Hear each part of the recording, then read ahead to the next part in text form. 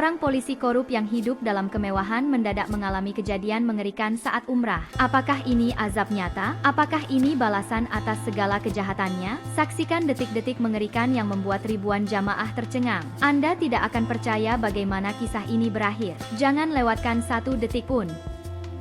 Di sebuah kota besar di Jawa Barat, hiduplah seorang polisi bernama Darman. Ia adalah sosok yang seharusnya menjaga keadilan, namun hatinya telah lama dikotori oleh uang haram. Darman sering menerima suap dari para bandar narkoba, melindungi mafia, dan menindas rakyat kecil yang tidak mampu memberi uang. Setiap hari, ia menjalankan tugasnya bukan sebagai penegak hukum, tetapi sebagai perantara bagi para penjahat yang siap membayar mahal demi kebebasan mereka. Rumah mewah di kawasan elit Bandung, mobil sport berderet di garasinya, dan pakaian bermerek yang dikenakannya adalah hasil dari penderitaan rakyat kecil. Suatu malam, di sebuah restoran mahal, Darman duduk menikmati hidangan mewah bersama beberapa rekannya yang juga terlibat dalam jaringan suap. Dengan santai, mereka membicarakan rencana untuk menutup kasus seorang pengusaha yang telah menyuap mereka dengan uang dalam jumlah besar. Kita mainkan saja seperti biasa. Rekayasa kasus, buat bukti palsu, dan pastikan dia tetap bebas. Semua aman, kata Darman dengan tawa puas, menggenggam segelas minuman mahalnya. Namun, di sudut restoran,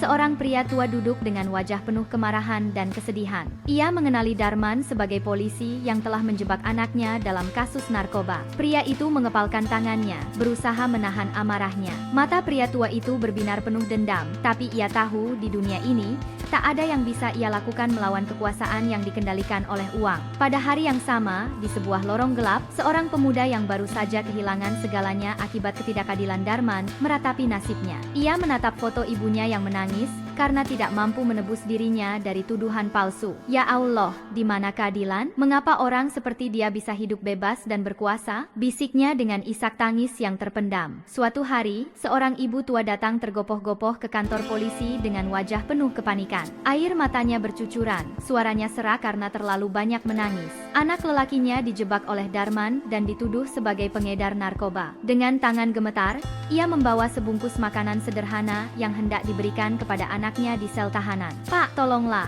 anak saya bukan pengedar narkoba. Dia hanya pemuda biasa yang mencari nafkah dengan jujur. Saya mohon keadilannya, Pak, ucapnya dengan suara bergetar. Namun, bukannya mendengar permohonannya, Darman malah tertawa sinis. Matanya menatap dengan jijik ke arah wanita tua itu, lalu dengan kasar ia menendang keranjang makanan yang dibawa si ibu, hingga isinya berhamburan di lantai. Kalau tak punya uang, jangan bicara soal keadilan, bentaknya dengan suara lantang. Si ibu tua tertegun, wajahnya dipenuhi kesedihan dan kepasrahan, tangannya berusaha meraih kembali makanan yang jatuh berserakan di lantai. Para polisi lain yang berada di kantor hanya menonton, tak ada yang berani melawan Darman. Perempuan itu menundukkan kepala, lalu dengan langkah tertatih, ia keluar dari kantor polisi tanpa berkata apa-apa. Namun, sebelum pergi, ia menengadah ke langit dan berbisik, "Ya Allah, Engkau yang Maha Adil. Jika dunia ini tak bisa memberikan keadilan, aku serahkan anakku kepadamu. Aku serahkan semua kezaliman ini kepada MU." Di malam yang sama, Darman duduk di sofa mewahnya sambil menikmati minuman mahal. Ia menonton berita tentang seorang pejabat yang tertangkap karena korupsi, lalu tertawa sinis.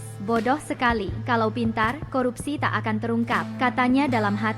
Keesokan harinya, seorang pria tua datang ke kantornya dengan wajah penuh kesedihan. "Pak, saya mohon, anak saya bukan pengedar narkoba. Tolong bebaskan dia. Kami tidak punya uang untuk membayar pengacara," pintanya dengan suara bergetar. Namun, Darman justru meraih amplop di lacinya, melemparnya ke meja, dan berkata, "Kalau kau ingin anakmu bebas, bawa uang ini dalam 3 hari. Kalau tidak, bersiaplah melihatnya membusuk di penjara." Pria tua itu menggigit bibirnya, matanya penuh air mata, namun ia hanya bisa mengangguk lemah dan pergi dengan langkah gontai. Di luar kantor, ia menangis tersedu-sedu, merasa dunia begitu tidak adil. Tapi bagi Darman, itu hanyalah hari biasa. Ia terus hidup dengan kesombongan dan kekuasaannya, tanpa sedikit pun rasa takut akan balasan dari Tuhan. Namun, takdir sudah menunggu. Balasan atas semua dosa-dosanya akan segera datang, dengan cara yang paling mengerikan. Darman, yang merasa hidupnya penuh keberuntungan, memutuskan memutuskan untuk pergi umroh. Bukan karena ingin bertobat, melainkan untuk memamerkan kekayaannya dan menenangkan hati dari rasa bersalah yang sesekali muncul di lubuk jiwanya. Ia berangkat dengan pakaian terbaik, jam tangan mahal, dan koper penuh barang-barang mewah. Setiap langkahnya di bandara dipenuhi dengan tatapan iri dari penumpang lain. Ia sengaja berjalan perlahan,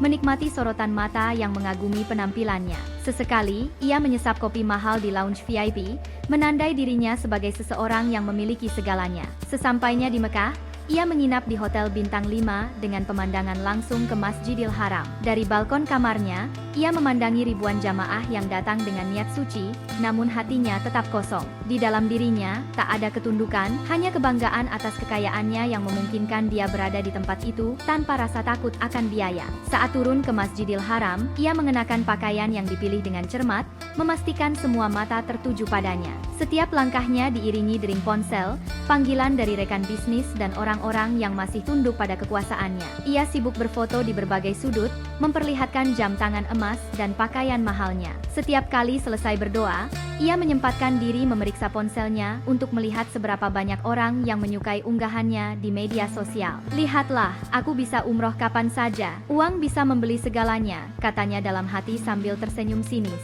Namun, ada sesuatu yang aneh. Saat ia menyentuh Hajar Aswad, tubuhnya tiba-tiba merinding. Hawa dingin menyelimutinya meskipun cuaca di Mekah sangat panas. Sebuah getaran aneh menjalar dari ujung jari hingga ke seluruh tubuhnya, membuatnya hampir kehilangan keseimbangan. Ia mengerjapkan mata, merasakan detak jantungnya semakin cepat, lalu sebuah suara terdengar di telinganya.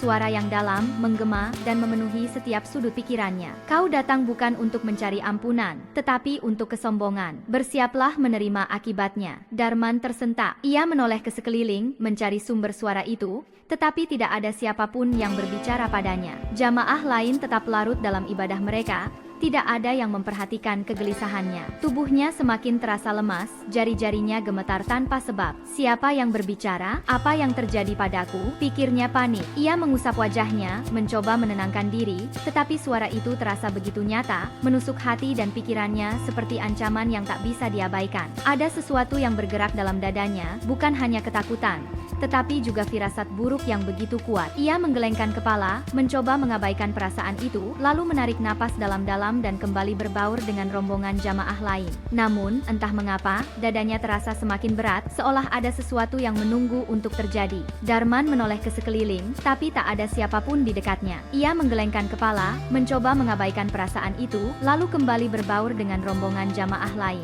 Namun, kegelisahan itu tak kunjung hilang. Langkahnya terasa lebih berat, seolah ada sesuatu yang menahannya. Nafasnya mulai tidak beraturan, dadanya sesak, tapi ia berusaha tetap tenang. Malam itu, ketika ia kembali ke kamar hotelnya yang luas dan mewah, ia mencoba tidur, tetapi perasaan tidak nyaman terus menghantuinya. Ia berguling ke kanan dan kiri, namun matanya tak kunjung terpejam. Hawa kamar yang seharusnya sejuk ini terasa begitu panas dan pengap. Saat akhirnya ia tertidur, mimpi buruk datang menyergapnya. Dalam mimpinya, ia berdiri di tengah padang pasir yang luas dan tandus. Udara begitu panas, menyengat kulitnya. Angin bertiup kencang, membawa suara-suara aneh yang berbisik di telinganya. Tiba-tiba, dari kejauhan, ia melihat sesuatu bergerak cepat ke arahnya. Ratusan, bahkan ribuan tikus kelaparan, berlarian mendekatinya. Mata mereka merah menyala, taring mereka mencuat, siap untuk mengoyak tubuhnya. Darman mencoba berlari, tetapi kakinya terasa begitu berat, seolah ditanam di dalam pasir. Ia jatuh tersungkur,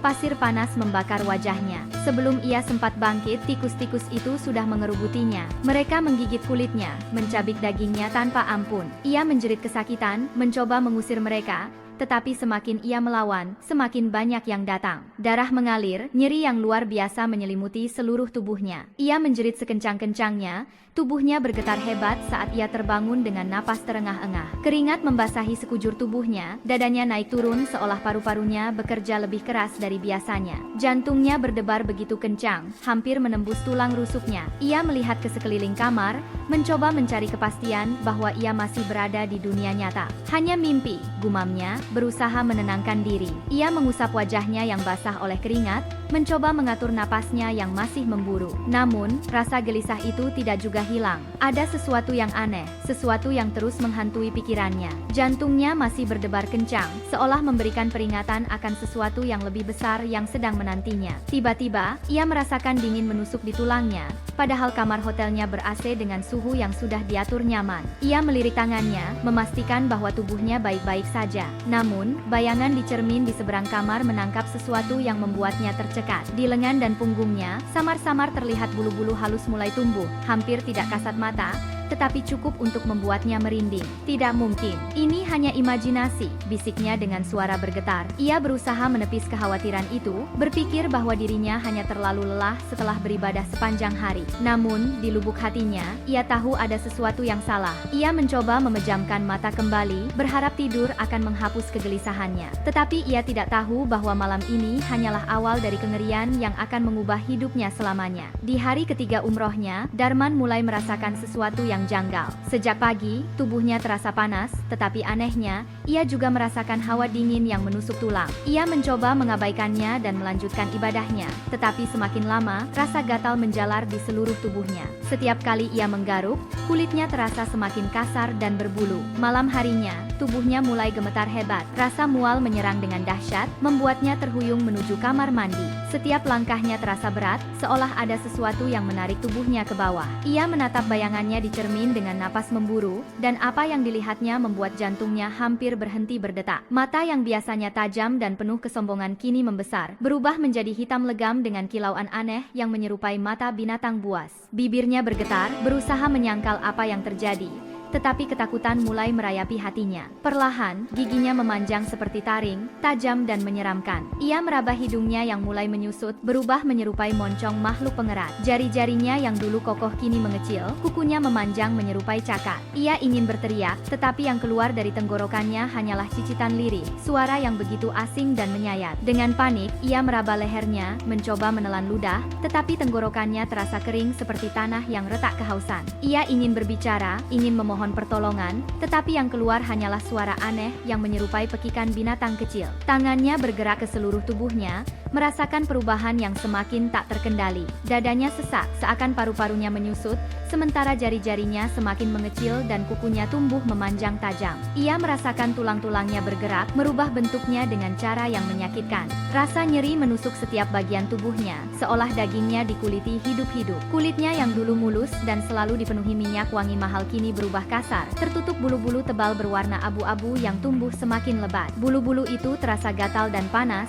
membuatnya ingin mencabik-cabik dirinya sendiri. Pakaian ihram yang membalut tubuhnya terasa semakin longgar, tergantung tanpa bentuk yang jelas, jatuh ke lantai tanpa daya. Kini tubuhnya tidak lagi menyerupai seorang manusia. Darman menatap ke cermin sekali lagi, tetapi yang ia lihat bukan lagi dirinya. Yang menatap balik kepadanya adalah seekor makhluk menjijikan, seekor tikus raksasa dengan mata hitam penuh ketakutan dan kebingungan. Ia ingin menangis, tetapi yang keluar hanyalah suara cicitan yang memilukan. Air matanya menetes di atas bulu wajahnya, tetapi itu tak bisa mengubah takdir yang telah menimpanya. Ia merangkak mundur, mencoba menyangkal kenyataan. Tidak, ini tidak mungkin terjadi, pikirnya. Namun, segala sesuatunya telah berubah. Ia bukan lagi manusia, dan tidak ada jalan untuk kembali. Punggungnya tiba-tiba terasa nyeri, seperti ditusuk sesuatu yang tajam dan panas.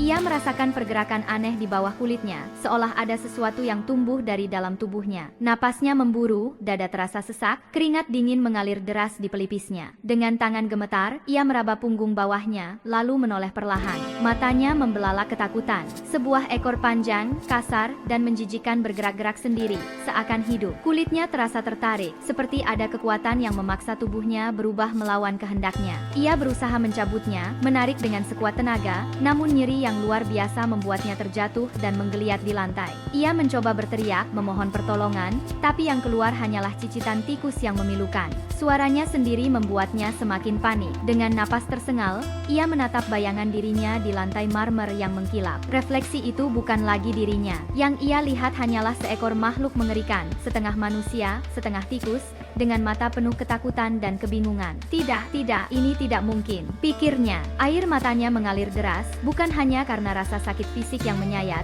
tetapi juga karena ketakutan yang kini mencekiknya tanpa ampun. Ia berusaha merangkak menjauhi bayangannya sendiri, tetapi tubuhnya semakin mengecil, tangan dan kakinya semakin berubah menjadi cakar kecil yang tak lagi bisa menopang tubuhnya dengan baik. Seketika, ia merasakan tubuhnya mengejang. Perubahan itu kini lengkap. Ia tak lagi seorang manusia. Ia adalah seekor tikus raksasa yang menjijikan. Dalam kepanikannya, ia merangkak keluar dari kamar mandi, mencoba mencari pertolongan, tetapi setiap langkah yang ia ambil hanya memperjelas kenyataan bahwa tidak ada jalan kembali. Tolong aku. Ia mencoba berteriak, tapi suaranya sudah bukan suara manusia. Yang keluar hanyalah cicitan tikus yang menyayat telinga. Dengan langkah terseok-seok, ia berusaha keluar dari kamar mandi, mencari pertolongan. Namun, tubuhnya terus mengecil, tangannya semakin kehilangan kekuatan, dan cakarnya semakin tumbuh. Dalam hitungan menit, Darman bukan lagi seorang manusia. Ia kini telah menjadi seekor tikus raksasa yang tak berdaya, terperangkap dalam tubuh yang menjijikan.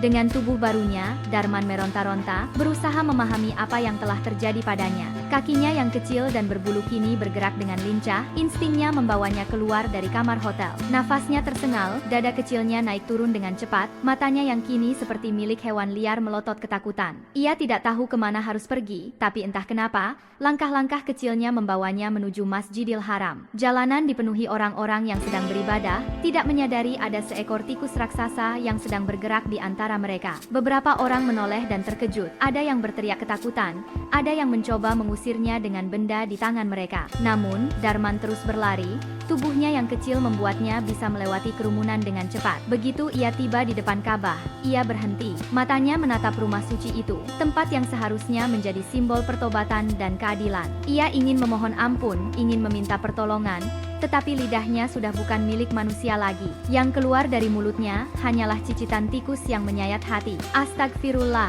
apa itu? Tikus sebesar ini, teriak seorang wanita dengan suara ketakutan, tangannya gemetar saat menunjuk ke arah Darman. Kerumunan jamaah yang sedang beribadah tersentak, beberapa langsung mundur dengan wajah ngeri. Anak-anak bersembunyi di balik tubuh orang tua mereka, sementara sebagian jamaah berusaha memahami apa yang sebenarnya mereka lihat. Darman, dalam bentuk barunya, hanya bisa berdiri terpaku, ketakutan dan malu menyelimutinya. La haula wala quwata illa billah. Ini azab, teriak seorang pria tua yang melihat kejadian itu dengan mata terbelalak. Beberapa petugas masjid mulai mendekat dengan tongkat, wajah mereka dipenuhi ketegangan dan kebingungan. Mereka tak pernah melihat sesuatu seperti ini sebelumnya. Beberapa jamaah yang lebih berani mulai melempar batu kecil, berharap bisa mengusir makhluk menjijikan itu dari tanah suci. Darman panik, ia berusaha berlari, tapi tubuhnya kini kecil dan lemah. Kakinya yang dulu gagah kini hanya cakar mungil yang sulit menopang tubuhnya. Ia ingin berteriak bahwa ia masih manusia, bahwa ini semua kesalahan,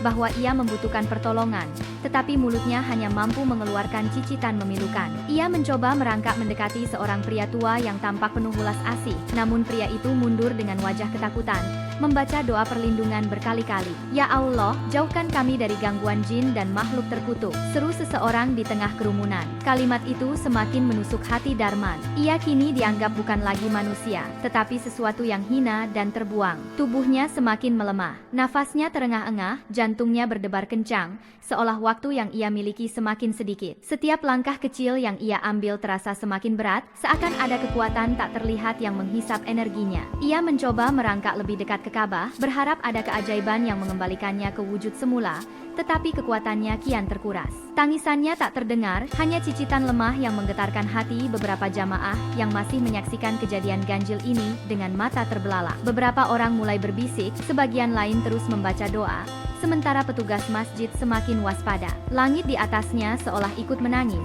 Awan mendung bergulung dengan cepat, menyelimuti Masjidil Haram dengan suasana mencekam. Angin mulai berhembus kencang, menyapu debu dan pasir ke segala arah, membuat jamaah menatap langit dengan ketakutan. Dalam kepasrahannya, Darman mencoba menggerakkan cakarnya yang lemah, berusaha merangkak lebih dekat ke lantai marmer yang suci. Ia ingin menggapai keberkahan, ingin mencari belas kasih Tuhan yang telah ia abaikan sepanjang hidupnya. Matanya yang hitam dan basah menatap Ka'bah dengan penyesalan mendalam. Ia tak pernah merasa sekecil dan sehina ini sebelumnya. Ya Allah, ampuni aku, ingin ia ucapkan, tetapi suara manusia telah hilang darinya. Hanya cicitan lirih yang terdengar, sebuah suara yang semakin melemah, seolah perlahan-lahan terhapus dari dunia ini. Darah bercampur dicampur air mata mengalir di sela-sela bulu kasarnya yang kotor. Nafasnya tersengal-sengal, dadanya naik turun dengan berat. Tubuhnya gemetar hebat, bukan hanya karena kelelahan, tetapi juga karena kesadaran bahwa ajalnya sudah di ambang pintu. Orang-orang di sekitarnya memandang dengan campuran rasa takut, jijik, dan keheranan. Tak seorang pun berani mendekat, tak seorang pun menawarkan belas kasih. Darman mencoba bergerak sekali lagi, tetapi tubuhnya semakin lumpuh. Dunia terasa semakin gelap, kesadarannya perlahan memudar. Ia ingin menjerit, ingin menyesali semuanya dengan suara lantang. Tetapi yang tersisa hanyalah hening. Yang tinggal darinya hanyalah seekor makhluk yang tidak diinginkan oleh dunia, tidak diterima oleh manusia, dan kini juga ditinggalkan oleh kehidupan itu sendiri. Akhirnya, tubuhnya ambruk. Napas terakhirnya keluar dengan cicitan yang semakin lirih, sebelum akhirnya hilang sepenuhnya. Ia masih bisa melihat, tetapi tubuhnya tak lagi mampu bergerak. Dunia di sekelilingnya mulai memudar, dan hanya kegelapan yang kini menyelimuti kesadarannya. Akhirnya, Darman ambruk di atas lantai marmer Masjidil Haram, tepat di depan Ka'bah. Air matanya menetes deras di antara bulu-bulunya yang kotor. Ia mencoba menggerakkan tubuhnya sekali lagi, tetapi sia-sia. Ia hanya bisa pasrah, menyadari bahwa inilah akhir dari segalanya. Hari itu menjadi saksi azab yang nyata. Tikus raksasa itu ditemukan tak bernyawa di depan Ka'bah, tubuhnya mengeras dan membusuk dengan cepat. Para jamaah yang sebelumnya menyaksikan keanehan ini hanya bisa terdiam, sebagian lain membaca doa dengan wajah ngeri. Bau busuk yang menyengat menyebar ke seluruh area Masjidil Haram, membuat orang-orang menutup hidung mereka sambil menatap pemandangan yang tak pernah mereka bayangkan sebelumnya. Isak tangis beberapa jamaah terdengar, sebagian menganggap kejadian ini sebagai tanda kebesaran Allah, sebagai pengingat agar manusia tidak menyalahgunakan kekuasaan dan keadilan. Beberapa ulama yang berada di sana segera mengingatkan jamaah agar menjadikan peristiwa ini sebagai pelajaran berharga. Kita semua harus selalu mengingat bahwa kehidupan ini adalah ujian, dan balasan dari segala perbuatan akan datang, cepat atau lambat, ujar seorang ulama dengan suara bergetar. Jenazah tikus raksasa itu akhirnya diangkut oleh petugas. Tetapi sesuatu yang lebih mengejutkan terjadi. Begitu disentuh, tubuhnya langsung hancur menjadi debu, tersapu oleh angin yang berhembus di sekitar Ka'bah. Semua yang melihat tertegun, merinding dari kepala hingga kaki. Tidak ada sisa, tidak ada tanda bahwa makhluk itu pernah ada. Seolah dunia ini tidak pernah mengakui keberadaannya. Sementara itu, di alam yang tidak terlihat oleh mata manusia, roh Darman terperangkap dalam kegelapan yang pekat. Ia merasakan dingin yang menyiksa, ketakutan yang luar biasa, dan suara-suara yang berbisik di sekelilingnya. Tidak ada cahaya, tidak ada jalan kembali. Hanya kesunyian yang menyiksa dan bayangan dosa-dosanya yang kini mengejarnya tanpa henti. Ia ingin berteriak, ingin menangis, ingin kembali ke masa lalu dan memperbaiki segalanya. Tetapi semuanya sudah terlambat. Tuhan telah memberinya waktu, namun ia menyia-nyiakannya. Di dunia, kisah tentang polisi korup yang mendapat azab di depan Ka'bah tersebar luas. Para jamaah membicarakannya selama berhari-hari, menjadi pelajaran bagi mereka yang masih hidup. Dan bagi Darman, keadilan akhirnya ditegakkan, meskipun dengan cara yang paling mengerikan. Terima kasih telah menonton kisah ini sampai akhir. Jangan lupa untuk like, komen, dan subscribe agar semakin banyak orang yang bisa mengambil hikmah dari kisah ini. Bagikan ke teman-temanmu sebagai pengingat bahwa keadilan Tuhan itu nyata, dan tak ada yang bisa lari dari balasannya. Aktifkan lonceng notifikasi agar tidak ketinggalan cerita penuh makna lainnya. Mari kita ambil pelajaran bersama.